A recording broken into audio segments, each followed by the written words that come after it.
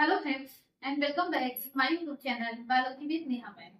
तो फ्रेंड्स, आज की इस वीडियो में हम जानेंगे असिस्टेंट रिप्रोडक्टिव टेक्नोलॉजी के बारे में, यानी सहायक जनन तकनीक। आप देखते हैं बहुत से ऐसे दंपति होते हैं जो शादी के कई साल बाद भी बच्चा पैदा करने में असमर्थ होते हैं। तो कुछ ऐसी तकनीकें बन गई है जिनके द्वारा उन्हें बच्चा पैदा करने में क्या होगी, सहायता होगी या आसानी होगी। यानी जिस चीज को पहले इम्पॉसिबल समझा जाता था, विज्ञान ने आज उसे पॉसिबल करके दिखाया है। पहले किसी अगर लेडीज का यूट्रस किसी इन्फेक्शन की वजह से या रिएक्शन की वजह से बाहर निकाल दिया जाता था, तो ऐसे कहा जाता था कि इस लेडी का मां बनना इम्पॉसिबल है।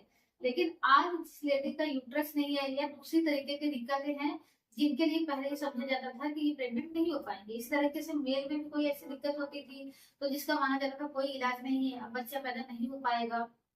तो लेकिन अब ऐसे बहुत सी कमियों का इलाज हो चुका है, संभव है। तो आइए इस वीडियो में हम कमियां भी जानते हैं, उन कमियों के द्वारा उन कमियों का क्या इलाज किया गया है ये भी जानते हैं। तो इसकी कई तकनीकें हैं, आईवीएफ है, जिप्ट है, आईयूटी है, गिफ्ट है, आईयूआई है और आईसीएसआई है। लेकिन ये सब समझने के लिए हमें क्या समझना पड़ेगा, फीमेल का रिप्रोडक्टिव सिस्टम समझना पड़ेगा। तभी समझ पाए कि कमी क्या होती है, फिर उस कमी का निवारण कैसे होता है। तो ये फीमेल का रिप्रोडक्टिव सिस्टम यानी मादा का जनन तंत्र है। तो इसमें तीन चीजें आपको याद रखनी है। एक तो ये आप जो देख रहे हैं इसे कहते हैं अंडवाहिनी, इसका नाम है अंडवाहिनी, और इसको कहते हैं अंडाशय, ये सबसे जरूरी है। और ये है गर्भाशय, जिसे हम बच्चादानी भी कहते हैं नॉर्मल भाषा में। अंडवाहिनी यानी फैलोपियन ट्यूब, अंडाशय यानी ओवरी, गर्भाशय यानी यूट्रस, और यहाँ पर ये चीज होती है वेजाइना, या इसे हिंदी में हम योनि कहते हैं। तो ये होता है फीमेल का रिप्रोडक्टिव स्ट्रक्चर। इसमें आप देख सकते हैं गर्भाशय एक ही होता है, लेकिन अंडाशय दो होते हैं और अंडवाहिनियां भी क्या होती हैं, दो होती हैं। नॉर्मल फर्टिलाइजेशन क्या होता है कि जब मेल और फीमेल के गैमेट्स आपस में मिलते हैं तो जाइगोट बनता है। उस जाइगोट का फिर गर्भाशय के अंदर क्या होता है, डेवलपमेंट होता है, और 9 महीने के अंदर क्या बन जाता है, संपूर्ण बेबी बन जाता है। लेकिन जब इसी प्रक्रिया में, फर्टिलाइजेशन की प्रक्रिया में दिक्कत आती है, तब क्या हो पाता है, गर्भधारण नहीं हो पाता है। तो दिक्कत क्यों आती है, दिक्कत इस वजह से भी आती है, कभी कभी क्या होती है, अंडवाहिनियां पतली होती है। अब यहाँ पर क्या होता है, अंडाशय, दो अंडाशय है, लेकिन लेडीज में क्या होता है, हर महीने एक अंडाशय से एक अंडाणु बाहर निकलते हैं। हम जो मेल और फीमेल गैमेट कहते हैं तो उसका मतलब होता है अंडाशय, सॉरी अंडाणु। फीमेल में बनता है अंडाणु और पुरुषों में बनता है शुक्राणु, यानी मेल में बनता है शुक्राणु। तो इन्हीं दोनों का जो फ्यूजन होता है तब बनता है जाइगोट, और जाइगोट से बनता है नया जीवन या नया बेबी। जो शुक्राणु है वो शुक्राणु क्या होता है, योनि गर्भाशय से होते हुए कहाँ आता है, अंडवाहिनी में आता है। और अंडाणु क्या होता है, अंडाशय से रिलीज होता है, और अंडाशय से जैसे ही अंडाणु रिलीज होता है तुरंत वो अंडवाहिनी में आ जाता है। तो इस तरीके से अंडाणु और शुक्राणु दोनों ही कहाँ आ जाते हैं, अंडवाहिनी में आ जाते हैं। और ये आपका शुक्राणु हो गया, और यहाँ पर हम बना देते हैं अंडाणु। तो इन दोनों के निषेचन से ही क्या बन जाता है, जाइगोट बन जाता है। और फिर वो जाइगोट क्या होता है, मुंह करके कहा जाता है, गर्भाशय में आ जाता है। तो गर्भाशय की ये जो बाहर वाली लेयर है, ये अंदर वाली लेयर है, ये जो मोटी वाली लेयर है, इसी के अंदर एंडोमेट्रियम के अंदर धस करके ही क्या होता है, बच्चे का निर्माण होता है। यानी जाइगोट का धस करके इसी के अंदर गर्भाशय के अंदर निर्माण होता है। तो ये होती है नॉर्मल प्रक्रिया। और इस नॉर्मल प्रक्रिया में क्या होती है, बहुत सी दिक्कतें आ जाती है कि अंडवाहिनी पतली हो जाती है, जिसकी वजह से तो शुक्राणु यहाँ तक नहीं पहुंच पाते, या तो अंडाणु नहीं पहुंच पाते, या स्पर्म ज्यादा मात्रा में नहीं बनते, या किसी किसी लेडीज में अंडाशय से अंडाणु ही नहीं बनते, या बनते हैं तो रिलीज होकर के अंडवाहिनी में नहीं पहुंचते हैं। तो यहाँ पर इसी सब के बारे में हम जानते हैं। तो पहला है हमारा क्या है, IVF, in vitro fertilisation. In vitro fertilisation क्यों कहा जा रहा है, क्योंकि हम जानते हैं नॉर्मली फर्टिलाइजेशन कहाँ हो रहा है, फीमेल बॉडी के अंदर। तो ये है इन विट्रो फर्टिलाइजेशन। लेकिन फर्टिलाइजेशन की क्रिया क्या हो, शरीर के अंदर न होकर के शरीर जैसी परिस्थिति में शरीर के बाहर हो, तब इसे कहते हैं इन विट्रो फर्टिलाइजेशन कहते हैं। यानी इसमें क्या करते क्या है कि एक हम टेस्ट ट्यूब लेते हैं, उसमें क्या करते हैं, फीमेल से अंडाणु और मेल से क्या करते हैं, शुक्राणु लेते हैं। फीमेल से अंडाणु ले लिया और मेल से क्या ले लिया, शुक्राणु ले लिया। इन दोनों का बाहर ही फर्टिलाइजेशन कराते हैं, जिससे क्या बन जाता है, जाइगोट बन जाता है। तो ये मेल में दिक्कत है तो भी ये प्रक्रिया अपनाई जाती है, फीमेल में कोई दिक्कत है तो भी ये प्रक्रिया अपनाई जाती है। और निषेचन की प्रक्रिया यानी जाइगोट कहाँ बन गया, बाहर बन गया। अब क्या करेंगे, इस जाइगोट को हम अंदर डालेंगे, ऐसा नहीं कि जाइगोट यहाँ बन गया तो यहीं पर डेवलपमेंट हो जाएगा। इसका नाम टेस्ट ट्यूब बेबी क्यों दिया गया, ऐसा नहीं कि पूरा बेबी टेस्ट ट्यूब में ही बनेगा। टेस्ट ट्यूब क्या होती है, एक लंबी से ऐसे नली जैसी संरचना होती है। तो प्रारंभिक क्रिया या तो किसी बीकर में कराई जाती है या तो परख नली यानी टेस्ट ट्यूब में कराई जाती है।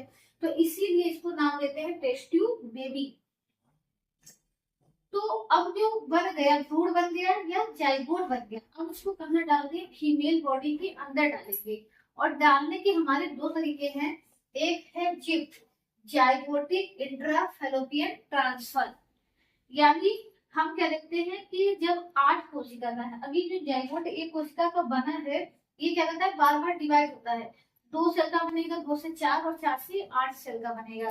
तो जब ये 8 सेल का है तब हम इसको कहाँ ट्रांसफर करते हैं, अंडवाहिनी के अंदर ट्रांसफर करते हैं। तब इस प्रक्रिया को कहते हैं जाइगोटिक इंट्राफैलोपियन ट्रांसफर। तो इन सब की हिंदी याद रखने की जरूरत नहीं, क्योंकि हिंदी और भी कठिन है और किसी एग्जाम में की हिंदी नहीं पूछी जाती। जैसे जिप्ट दे देगा तो पूछा जाएगा इसका फुल फॉर्म बताइए, तो फुल फॉर्म यही है, जाइगोटिक इंट्राफैलोपियन ट्रांसफर। और हिंदी से ज्यादा इंग्लिश समझ में आ रही है कि जब हम जाइगोट का ट्रांसफर कहाँ करते हैं, फैलोपियन ट्यूब में करते हैं। अंडवाहिनी का इंग्लिश में ही नाम है फैलोपियन ट्यूब। तब उस प्रक्रिया को कहते हैं जाइगोटिक इंट्राफैलोपियन ट्रांसफर।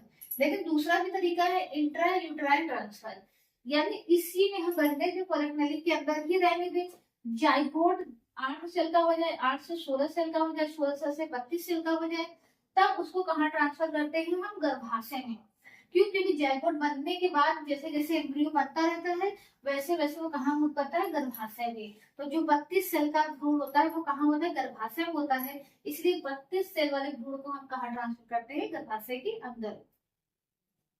तो ये हमारा तीसरा हो गया। अब चौथा देखते हैं, चौथा में गिफ्ट है, गैमेटिक इंट्राफैलोपियन ट्रांसफर। तो ये उन लेडीज के लिए सहायक होता है जिनके अंदर क्या होते हैं, अंडाशय में अंडाणु बनते ही नहीं, और जिनमें अंडाणु बनते तो है लेकिन रिलीज नहीं हो पाते थे, उनके लिए आईवीएफ था। या किसी कारण से स्पर्म नहीं पहुंच पाता था तो उनके लिए क्या था, आईवीएफ था। लेकिन अब अंडाणु बन ही नहीं रहे हैं, लेकिन ये स्त्री क्या चाहती है कि हम बच्चे को जन्म देना चाहते हैं। अंडाणु बन ही नहीं रहे फिर भी अब अगर इच्छा है बच्चे को जन्म देने की, तो उस कंडीशन में क्या किया जाता है, किसी डोनर की सहायता ली जाती है। यानी कोई दूसरी लेडीज होती है जिसके अंडाशय से अंडाणु निकाल करके इस स्त्री के हम कहाँ रख देते हैं, अंडवाहिनी में रख देते हैं। तो अंडवाहिनी में रखेंगे, उसके बाद की प्रक्रिया क्या होगी, नॉर्मल होगा। नॉर्मल स्पर्म आएंगे और यहाँ पर निषेचन होगा, निषेचन के बाद जाइगोट पे कहा जाएगा, गर्भाशय के अंदर आ जाएगा। तो इसे कहते हैं गैमेटिक इंट्राफैलोपियन ट्रांसफर। गैमेट शुक्राणु अंडाणु गैमेट हो गए, उनसे जो बनेगा जाइगोट। तो जब जाइगोट का ला करके रखा था यहाँ पर तो जाइगोटिक इंट्राफैलोपियन ट्रांसफर हो गया।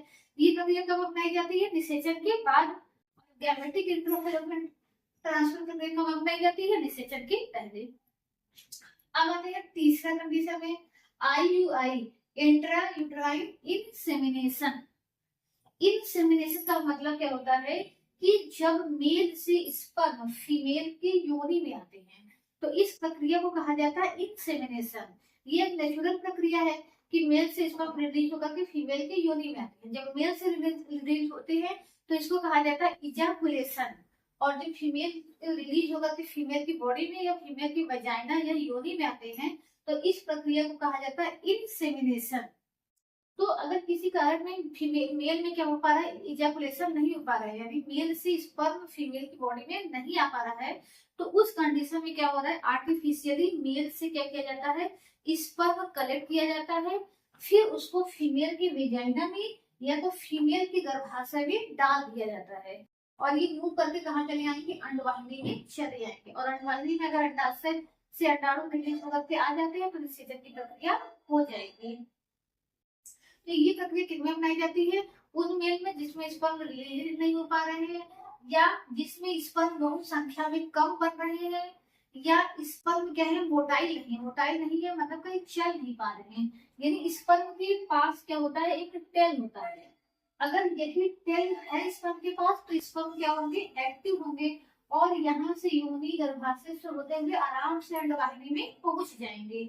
लेकिन अगर स्पर्म के पास टेल ही नहीं है या दूसरी दिक्कत है तो वो कहाँ होता है अंडवाहिनी में पहुंच नहीं पाते हैं, या पहुंच पाते तो कुछ ही पहुंच पाते हैं। तो फीमेल में अंडाणु तो एक ही बनते हैं लेकिन स्पर्म जो है लगभग मिलियंस में बनते हैं। तो ज्यादा से ज्यादा स्पर्म बनने चाहिए, अगर स्पर्म कम बन रहे हैं तो प्रेग्नेंट होने के चांसेस कम होते हैं, तब उस कंडीशन में किसका सहारा लिया जाता है इंट्रायूट्राइन इंसेमिनेशन का सहारा लिया जाता है। यानी जो कम स्पर्म बन रहे हैं उसको वेजाइना में, वेजाइना से गर्भाशय में डाल दिया जाता है और गर्भाशय से तुरंत कहाँ चले जाते हैं अंडवाहिनी में। फिर हमारा लास्ट क्या बचा है ICSI यानी इंट्रासाइटोप्लाज्मिक स्पर्म इंजेक्शन। तो ये कंडीशन उन मेल में अप्लाई की जाती है जिनकी एज क्या हो गई है बहुत ज्यादा हो गई है, तो उनके स्पर्म क्या होते हैं बिल्कुल ही इनएक्टिव हो जाते हैं, उनके अंदर इतनी क्षमता ही नहीं होती है कि वो ओवम से फ्यूज कर सके यानी ओवम के अंदर जा सके। क्योंकि जो ओवम होता है ओवम की चारों तरफ क्या होती है प्रोडक्टिव लेयर होती है, उस प्रोडक्टिव लेयर को भेद करके स्पर्म को इसके अंदर जाना होता है। तो अब स्पर्म एकदम ही इनएक्टिव हो चुका है, इसके अंदर क्षमता ही नहीं है ओवम के अंदर जाने की, तो हम क्या करते हैं एक इंजेक्शन के माध्यम से स्पर्म को कहाँ डाल देते हैं अंडाणु के अंदर डाल देते हैं। तो इस प्रक्रिया को कहते हैं इंट्रासाइटोप्लाज्मिक स्पर्म इंजेक्शन, यानी इसके लिए भी वही करेंगे, फीमेल से अंडाणु लेंगे मेल से शुक्राणु लेंगे। अब इसको अगर परत नली में रख भी दे तो भी फर्टिलाइजेशन की प्रक्रिया नहीं हो पाएगी क्योंकि स्पर्म क्या है इनएक्टिव है। तो इंजेक्शन की सहायता से स्पर्म को कहाँ डालना पड़ेगा ओवम के अंदर डालना पड़ेगा, तब जाकर के इसमें परिवर्तित होगा जाइगोट में। तो इस तरीके से क्या है ये कुछ तकनीकें हैं जिनके द्वारा आज के बड़े लाखों दंपतियों को मां बनने का सुख मिला। तो इसको टेस्ट ट्यूब बेबी नाम क्यों दिया जाता है, आई होप अब आपको समझ में आ गया। तो ऐसे ही इंफॉर्मेटिव वीडियो के लिए चैनल को सब्सक्राइब कर लीजिए, अगर ये वीडियो पसंद आएगा तो इसे लाइक कर दीजिए और अपने दोस्तों के साथ शेयर कर दीजिए। Thank you so much.